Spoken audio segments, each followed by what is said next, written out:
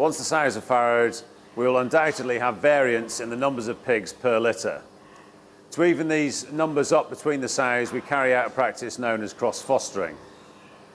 So this is where we assess the sows for number of teats, for size of teats. We assess how many piglets we've got, and then we try and even those numbers up, but also the sizes of the piglets up as well.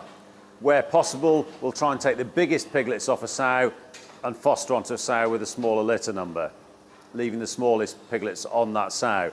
However, if we do have very small piglets that are struggling with teat size, it might be better to put all those piglets onto a gilt that's got smaller teats.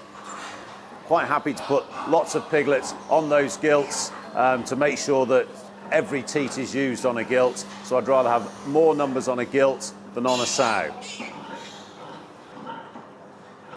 Fostering needs to take place in the first 48 hours post-birth. We need to make sure that all piglets that are being fostered have had colostrum off their birth mother, and we need to also monitor all those piglets on the sows they're being fostered to. We need to make a record of the piglets that have been fostered. This might be indicated with a tag or a spray mark so that pigs don't end up being refostered in the future.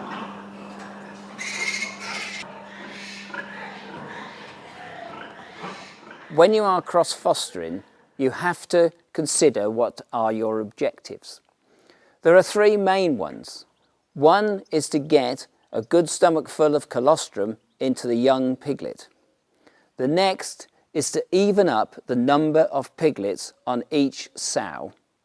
And the third is to make sure that each piglet gets on to a good productive teat that is going to produce plenty of milk to make it grow.